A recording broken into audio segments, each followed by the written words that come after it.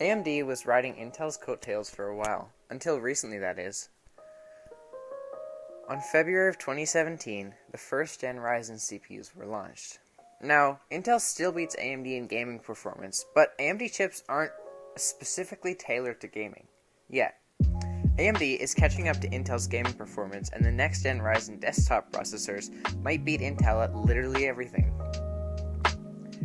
AMD is better than Intel in workstation applications, and if you take a look at these graphs on Cinebench R20 and other synthetic benchmarks, AMD absolutely slaughters Intel in the productivity section.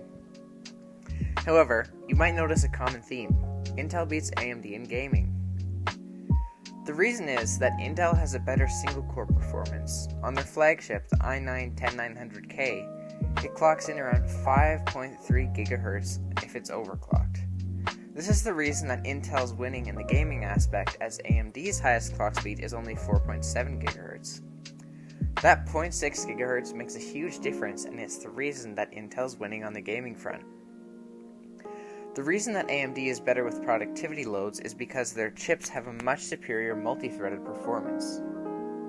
Games don't use many cores or threads at all, with the more CPU-intensive games capping out around 2 cores and 4 threads. AMD's cores work better together, and their new 4th gen Ryzen processors will have all of their cores linked instead of split in half, like they currently are. This will reduce latency, increase processing speed, which will be great for both gamers and content creators. Now that we've seen some general benchmarking, let's go into some more in-depth benchmarks.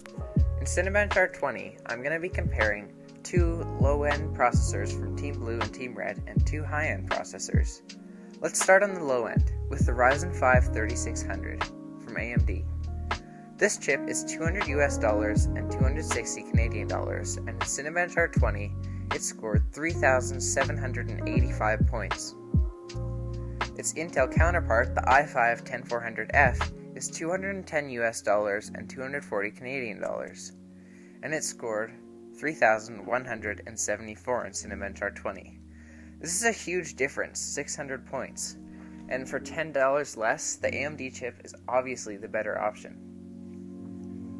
Now let's look at the high end. From Team Red, we have the 3900 XT, which is $430 or about 600 Canadian dollars, and it scored 7,345 in Cinebench R20. Now, the 10900K is at a bit of a disadvantage because it's not really tailored to workstations. It still does pretty well, but for its price, AMD is again a much better option. The 10900K is more than $200 more expensive than the Ryzen chip, and it scored $6,450. For a $1,000 Canadian chip, that's not very good. A Ryzen chip would be a much better deal. If we compare a low-end Ryzen CPU to the Intel flagship CPU, for almost 4 times the price, you're not even getting double the performance in rendering, which honestly is kind of crappy. Okay, so Intel beats Ryzen in gaming, and Ryzen does much better in anything but gaming. So we need a tiebreaker.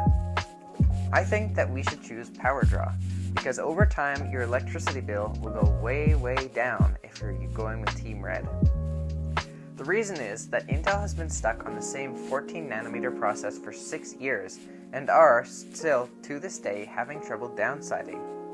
It's estimated by the time Intel releases their 7nm process, which AMD is currently on, AMD will be at a 3nm process. So what does a smaller process mean? Well, it means that you can cram more performance into a smaller space with greater power efficiency. The i9-10900K draws 310 watts of power, and the 3900X draws 142. Keep in mind that the 3900X has 2 more cores and 4 more threads than the 10900K, but still performs better in productivity while drawing less than half the power. So to sum up, if you are literally going to be only doing gaming, go with Intel. But if you're planning on opening any other app that isn't a game, say Chrome or Settings, you should probably go with Ryzen. If If you are planning on streaming, video editing, photoshopping, surfing the web, or doing homework, then I would recommend a Ryzen CPU. And the difference in gaming with Ryzen to Intel, Ryzen you drop about 5 FPS on average, so there's no serious GPU bottlenecking or anything going on here. The power efficiency gap will only get larger with AMD's new 4th gen processors, and their 5th gen processors are switching to 5 nanometers, which will widen the gap even further. So, to sum up, I think that Ryzen is a much better option. I hope that you enjoyed the video. Have a great day.